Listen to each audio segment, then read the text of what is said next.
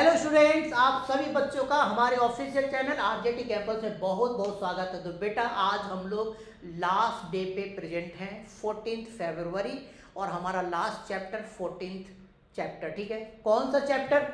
Semiconductor, ठीक है। हम लोग की टारगेट आज कंप्लीट हो रही है। आज ये लेक्चर आपको मिल जाएगा 14 फरवरी को एंड आई विश कि आपको ये सारे लेक्चर जो है 1 से लेकर के 14 तक जितने भी चैप्टर्स के हमने न्यूमेरिकल्स पार्ट को कवर किया है, न्यूमेरिकल वाले फॉर्मूला और न्यूमेरिकल को कवर किया है, आपको फ्रूटफुल होगा। आप बोर्ड एग्जामिनेशन दे रहे हैं तो 2026 में 20 फेब को जो आपका एग्ज़ाम है फिजिक्स का क्लास 12 के लिए, आप अच्छे से उसको कीजिए। बहुत ही कम टाइम लिया है मैंने, हर चैप्टर का मैंने कम टाइम लिया है। चैप्टर 1 से लेकर के 13 तक हमने लेक्चर अपलोड कर दिया है। आज मैं 14 चैप्टर का अपलोड करूंगा। आज 14 फरवरी है, फिर आपका ओवर हो जाएगा। आप 14 चैप्टर 1 से लेकर के 14 तक अगर आपने नहीं देखा है तो आप उसको देख लो, ठीक है। जितने भी न्यूमेरिकल्स हैं चैप्टर वाइज हमने कवर किया है, ओनली न्यूमेरिकल्स कवर किया है। और क्लास 12 के लिए प्रॉपर लेक्चर जेईई नीट के लिए मैं अपलोड करूंगा, आपके एग्जामिनेशन के बाद से शुरू करूंगा, ठीक है। तो आज हम स्टार्ट करते हैं बेटा 14 चैप्टर 14 फरवरी को, ठीक है, लास्ट चैप्टर, ठीक है। फिर हम लोग आज इसको ओवर करेंगे। तो आज का बेटा हमारा टॉपिक है, क्या है? सेमीकंडक्टर। बहुत ही छोटा है, यहाँ से भी न्यूमेरिकल्स बहुत ही कम आते हैं। जो मेन न्यूमेरिकल्स बेटा था वो तो सीबीएसई ने हटा दिया। ये ट्रांजिस्टर का काफ़ी आता था, लॉजिक गेट्स वगैरह का, सारे सीबीएसई ने हटा दिया है। अब ऐसे यहाँ पे बहुत ही छोटा टॉपिक, 2 टॉपिक है जिससे न्यूमेरिकल्स पूछे जा सकते हैं, ठीक है। चलो, पहला सेमीकंडक्टर के लिए फॉर्मूला आपको याद रखना है, Ne into n h is equal to n i square. ध्यान रखना है Ne, इस फॉर्मूला में Ne और NH क्या है? After doping. सेमीकंडक्टर को डोपिंग कर देने के बाद जो होल का कॉन्सेंट्रेशन और जो इलेक्ट्रॉन का कॉन्सेंट्रेशन होता है वो आपको Ne और NH है। इस फॉर्मूला में Ne और NH डोपिंग करने के बाद होल का और इलेक्ट्रॉन का कॉन्सेंट्रेशन, ठीक है ना, आपको याद रखना है। और Ni क्या है? डोपिंग के पहले, इंट्रिंसिक सेमीकंडक्टर का डोपिंग के पहले जो होल और इलेक्ट्रॉन का कॉन्सेंट्रेशन होगा वो इक्वल रहता है और उसको Ni बोलते हैं इस फॉर्मूला में। तो आपको याद रखना है बिफोर डोपिंग Ni बराबर Ne is equal to NH, ठीक है। अब इस फॉर्मूले का यूज़ करते हैं, ठीक है, इस फॉर्मूले का यूज़ करते हैं। रिकॉर्डिंग चल रही है? हाँ बिल्कुल चल रही है, ठीक है। चलो बेटा, यहाँ पे दिया हुआ in a pure semiconductor Ni and sorry, actually बेटा यहाँ पे Ni एंड है तो मैं इसको थोड़ा सा चेंज करता हूँ, ठीक है। मैंने थोड़ा सा इसमें मिस्टेक किया था, कोई बात नहीं, मैं इसको लिख देता हूँ फिर से, ठीक है। आप क्वेश्चन तब तक पढ़िए बेटा, ठीक है। Ni एंड Ni आर, ठीक है, सॉरी एंड है, and Ni and NH, Ni and NH। जब मैंने इसको चेंज कर दिया, ठीक है, पढ़ लो question. In a pure semiconductor Ni and NH concentration is 2 × 10⁻16 per metre cube. After doping के बाद NH become 4 × 10⁻22 per metre cube. Find Ne after doping. Ne doping के बाद आपको निकालना है, तो फॉर्मूला लगा दो, ठीक है। फॉर्मूला लगाएंगे कौन सा? बोलेंगे Ne, ठीक है, बोलेंगे बेटा यहाँ पर Ne इंटू NH बराबर Ni स्क्वायर, ठीक है। आपको क्या निकालना है? डोपिंग के बाद Ne निकालना है, तो डोपिंग के बाद Ne कितना हो जाएगा? Ni square divided by NH हो जाएगा, ठीक है। This imply that Ne is equal to Ni कितना है बेटा? तो बोलेंगे Ni आपका कौन सा है? 2 × 10 का, sorry, in a pure semiconductor Ne and NH concentration is 2 × 10⁻16। 2 × 10⁻16 Ni है, 2 × 10⁻16, ठीक है। इसका स्क्वायर कर दो डिवाइडेड बाई NH। डोपिंग के बाद कितना है? 4 × 10⁻22, 4 × 10⁻22। इसको सॉल्व करेंगे बेटा, ऊपर में हो जाएगा 4 और 10⁻32 डिवाइडेड बाई 4 × 10⁻22। क्या क्या कटेगा बेटा? यहाँ से आपको 4 कट जाएगा, ठीक है। फिर आपका यहाँ से 10⁻22 ऊपर चला जाएगा, ठीक है। कितना हो जाएगा? 10⁻10। तो ये आपको कॉन्सेंट्रेशन किसका हो गया बेटा? इलेक्ट्रॉन का कॉन्सेंट्रेशन आफ्टर डोपिंग, ठीक है। चलो, ये आपको याद रखना है। चलो अब आते हैं डायोड के ऊपर। पीएन जंक्शन डायोड याद रखेंगे, इंडिकेशन क्या है।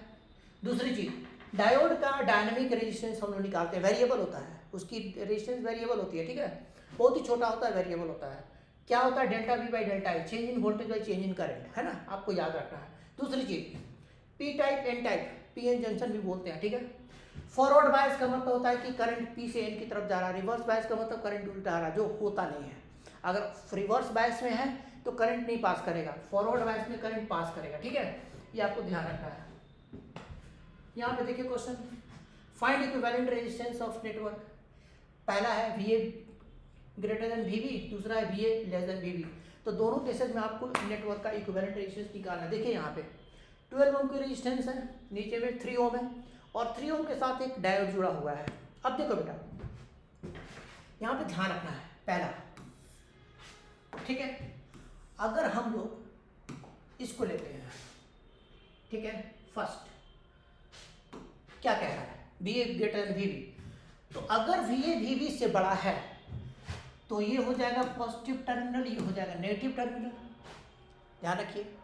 अगर वीए वीबी से बड़ा है तो ये पॉजिटिव टर्मिनल, ये नेगेटिव टर्मिनल, तो ये हो जाएगा फॉरवर्ड बायस, ठीक है। और फॉरवर्ड बायस में क्या होता है कि पीएन जंक्शन करंट प्रोवाइड करेगा, रोकेगा नहीं, आराम से कहेगा चलो तुम चलो जाओ, कोई दिक्कत नहीं है। तो फॉरवर्ड बायस में 12 ओम 3 ओम कंसीडर होगा, क्योंकि करंट 3 ओम से भी पास होगा। तो दोनों का इक्विवेलेंट R बराबर 12 इंटू 3, पैरेलल कॉम्बिनेशन का 12 प्लस 3, ठीक है, 12 इंटू 3 बाई 15, 3 से ये कट गया, कितना हो जाएगा 12/5 ओम, ठीक है बेटा, ये आपका आ गया। अब आप जरा देखिए सेकंड नंबर क्या कह रहा है। सेकंड नंबर कह रहा है कि अगर वी वीबी से क्या है, छोटा है, अगर वोल्टेज ए का बी से छोटा है, तो अब आप सोचिए कि सेकंड केस में इसको मिटाता हूँ, ठीक है। अब अगर सेकंड केस में कहता है कि इस वाले केस में कि वी वीबी से छोटा है, तो मतलब ये नेगेटिव टर्मिनल और ये पॉजिटिव टर्मिनल, ये नेगेटिव टर्मिनल और ये पॉजिटिव टर्मिनल, तो क्या होगा, बोलेंगे कि ये आपका रेजिस्टेंस खत्म कहानी, क्योंकि ये रिवर्स बायस में आ जाएगा। ये किस में आएगा, रिवर्स बायस में, और रिवर्स बायस में आने के बाद ये डायोड अलाउ नहीं करेगा करंट अपने थ्रू, तो फिर इस आर का कोई मतलब रहा, इस आर का कोई मतलब नहीं रहा, तो सिर्फ एक आर बच जाएगा 12 ओम, तो इक्विवेलेंट रेजिस्टेंस 12, तो बोलेंगे आर इक्विवेलेंट कितने के बराबर, ओनली 12, दैट्स ऑल। तो ये आपका फॉरवर्ड बायस और रिवर्स बायस की कहानी है, ठीक है। चलो आते हैं नेक्स्ट, ठीक है बेटा, identify forward and reverse bias. बेटा फॉरवर्ड बायस का मतलब होता है पी टाइप हायर पोटेंशियल और n type lower potential. Check करके बताओ, -10 वोल्ट बड़ा है कि छोटा है, बोलेंगे -10 वोल्ट छोटा है और -5 वोल्ट बड़ा है।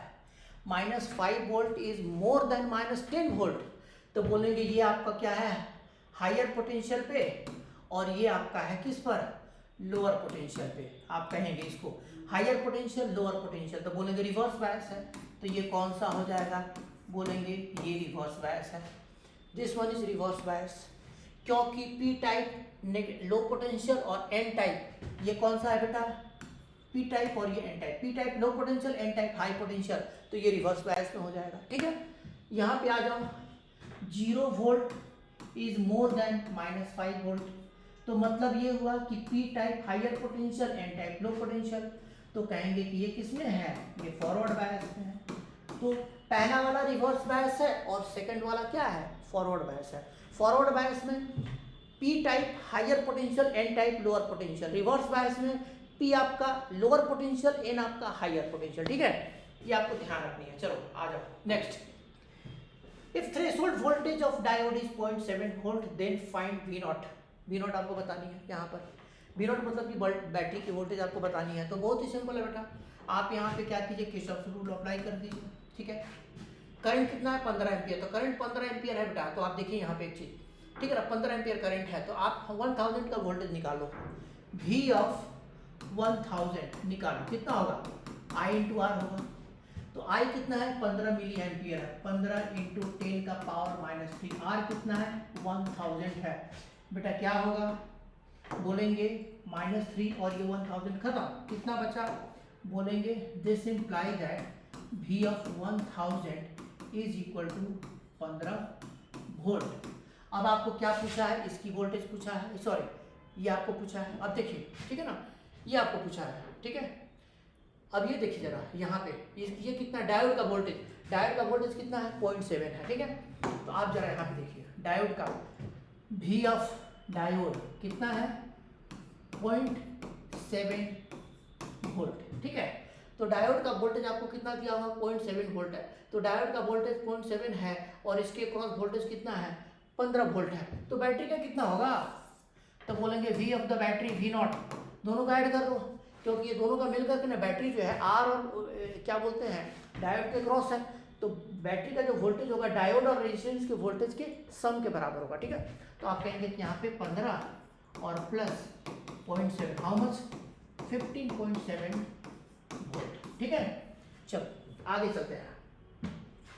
अब आते हैं रेक्टिफायर की। रेक्टिफायर क्या होता है बेटा? Average value of current. Rectifier में याद, रेक्टिफायर क्या है? तो रेक्टिफायर होता है AC को DC पे कन्वर्ट करेगा, ठीक है ना। तो एवरेज वैल्यू ऑफ करंट, ठीक है ना। तो average value of current rectifier में हाफ वेव में I0 बाई पाई होता है, peak value by pi. Full wave में 2 times peak value by pi होता है। फ्रीक्वेंसी हाफ वेव का जो रेक्टिफायर होता है AC सोर्स के रेक्टिफायर AC सोर्स के फ्रीक्वेंसी के बराबर होता है, याद रखोगे। लेकिन फुल वेव का रेक्टिफायर का जो फ्रीक्वेंसी होता है वो AC सोर्स के फ्रीक्वेंसी का डबल होता है, ये भी आपको याद रखना, ठीक है ना। और लास्ट में एक ग्राफ आप देख लीजिएगा। हाफ वेव रेक्टिफायर में जो इनपुट का ग्राफ होता है साइनसोडियल होता है, लेकिन आउटपुट में पहला साइकिल दूसरा साइकिल में नहीं होगा, तीसरा साइकिल में होगा, चौथा साइकिल में नहीं होगा, ठीक है ना, पांचवा साइकिल में आपको होगा। ऐसे आपको EMF डेवलप होता है, मतलब कि पहले वाले में है, तीसरे में है, ऐसे है। फर्स्ट हाफ साइकिल में डेवलप होता है, सेकंड हाफ साइकिल में आउटपुट वोल्टेज डेवलप नहीं होता है, हाफ वेव रेक्टिफायर। तो ये ग्राफ याद रखना। फुल वेव रेक्टिफायर में इनपुट और आउटपुट का ग्राफ याद रखना कि हर साइकिल में आपको EMF प्रेजेंट होता है, ठीक है ना।